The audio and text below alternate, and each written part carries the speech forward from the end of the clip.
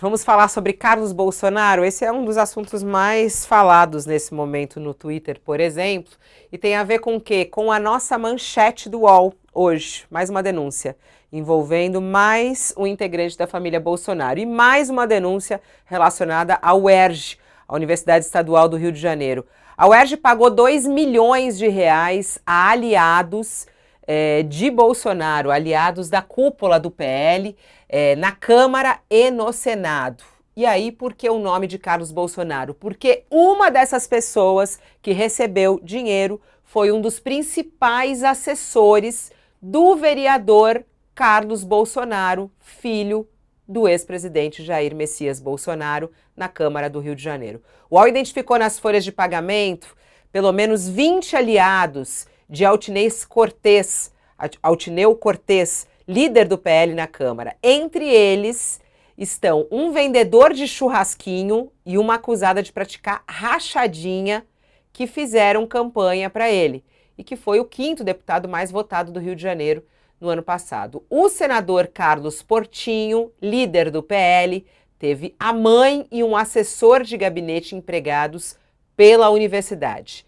Tem também o Rogério de Medeiros, assessor do vereador Carlos Bolsonaro, e uma tia dele também apareceram nas planilhas de pagamento secretas da UERJ. A reportagem tem aqui vários dados e todos esses personagens que estão relacionados a esse desvio de recursos da educação brasileira, mais do que isso, da educação do Rio de Janeiro. A gente está falando da UERJ. O Michel é do Rio de Janeiro, né? E já até falou aqui sobre a UERJ. Você não estudou na UERJ não, né, o Michel? Estudou na UERJ, estudou na UERJ também. Como é que você vê aí mais essa denúncia e agora chegando a Carlos Bolsonaro, aliados dele, o principal assessor dele, recebeu também. Aí quando foi perguntado a ele, a reportagem diz isso, quando foi perguntado a ele, ele falou, olha, o meu chefe não tem nada a ver com isso, o que eu fazia fora do gabinete não tem nada a ver com ele, quer dizer, isentando Carlos Bolsonaro disso, né? É uma isentação contínua na família, né? Um isentando o outro. É uma piada. Olha, eu li essa notícia com muita tristeza, porque estudei na UERJ, devo boa parte da minha formação à UERJ, e mais do que isso, há 2 semanas atrás, voltei à UERJ e a situação dos corredores e da infraestrutura da universidade é bastante precária. E agora, com uma notícia como essa, a gente consegue entender o porquê. Agora, Fabíola, eu fiquei pensando num negócio enquanto li essa matéria. Você já ouviu falar de modelo de franquia? Isso nada mais é do que uma franquia do negócio do Jair, tão bem estudado pela nossa colega aqui no UOL, Juliana Dalpiva, né?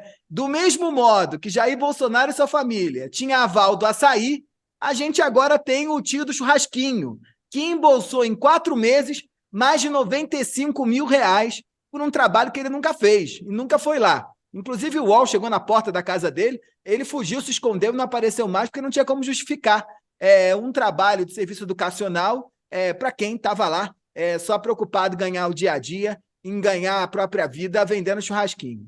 Mas queria chamar aqui a atenção para o grau do absurdo que a gente está vivendo quando se debate, né? Ou se vê diante de uma matéria como essa, né? Eu tenho alguém que vende churrasquinho, um funcionário fantasma, que leva 95 mil reais por 4 meses de trabalho, que dá mais de 20 e poucos reais por mês, enquanto um professor adjunto da UERJ, que fez concurso agora, ganha um salário médio em torno de 6 mil, 6.500 reais. Só para os nossos ouvintes, aqui espectadores, entenderem o que um professor adjunto de universidade pública no Brasil precisa fazer para virar isso, você precisa ter graduação, ou seja, ir para a faculdade, enfrentar 2 anos de mestrado, 4 anos de doutorado, se aventurar num pós-doutorado, falar 4 línguas para ganhar 6.500 reais. Enquanto o Ediel do Churrasquinho, de São Pedro da Aldeia, está levando 94 mil reais e não está botando no bolso dele, está botando no bolso de alguém, que é assim que funciona a franquia dos Bolsonaro, no bolso. Então é desafiador, assim, né? É triste a gente pensar que um Estado que está marcado fortemente por essa confusão entre o público e o privado, um Estado e uma política de um Estado que está ceifada pela lógica da rachadinha nas suas múltiplas franquias, coloca a educação e a formação da potência e da renovação desse lugar, que hoje está em plena decadência, em risco. por conta de corrupção, por conta de rachadinha e por conta desses absurdos que a gente viu por aí nessa matéria. Então é mais do mesmo. É franquia do Jair isso aí, né? Franquia do negócio do Jair. Eu gostei. O tio do churrasquinho é a nova Val do açaí. Muito bom, Michel. Vamos lá, Josias, quero te ouvir também sobre essa denúncia, nossa manchete principal, o ERJ pagou 2 milhões a aliados do PL, e eu queria saber, isso pode implicar a vida de Carlos Bolsonaro, do vereador? Ele pode ter alguma responsabilidade nisso, Josias? É preciso apurar, né, Fabíola? Eu acho que implica a vida do país, né? Esse assunto se tornou tragicamente corriqueiro para nós aqui. Nós já falamos sobre isso algumas vezes aqui no nosso programa, né? A equipe do UOL está escancarando numa série de reportagens um fato que é desolador. A Universidade do Estado do Rio de Janeiro foi convertida numa usina de torrefação de verba pública. Isso desafia a paciência do brasileiro. O desvio de verba que financiaria projetos educacionais para as mãos de prepostos dos líderes bolsonaristas do PL, para um assessor do 03, aí, do Carluxo. Isso coloca a política fluminense num local bem parecido com o fundo do poço, que é onde o interesse público se mistura com a lama. É nesse local que está sendo colocada a verba que deveria ser destinada à educação. Líderes do partido do Bolsonaro na Câmara, no Senado, o Carlos Portinho e o Altineu Cortes, que foram ouvidos, eles negam ter exercido influência sobre a nomeação desses infiltrados nas folhas de pagamento secretas de projetos da UERJ. O Rogério Kupti, nem sei se é essa a pronúncia, que é o assessor do Carluxo, que está aí também nessa folha, ele terceiriza as explicações à UERJ, que jura está promovendo rigorosas apurações. O governador do Rio, Cláudio Castro, ele se finge de morto. É uma bobagem questionar esses personagens sobre malfeitorias. Não se deve discutir com especialistas. Então, é preciso só analisar o fenômeno. A política brasileira está caminhando em direção a um metafórico fundo do poço há muitos anos. E a gente tem sempre a impressão, uma vaga visão do que vai ser uma democracia irremediavelmente conspurcada, mas a gente prefere não pensar nos efeitos da encrenca no cotidiano pacato dos brasileiros que financiam com o suor do seu trabalho o funcionamento do legislativo, do executivo, do judiciário. A gente imagina que o fundo do poço, Fabíola, é algo muito parecido com o inferno, um lugar que todo mundo sabe que é insuportável, mas que ninguém deseja conhecer para saber em detalhes como funciona. Pessoas se apegam ao fato de que a nossa frágil democracia já roçou várias vezes esse fundo do poço. E nem por isso o brasileiro médio deixou de tomar café de manhã, almoçar, jantar, assistir a novela de noite.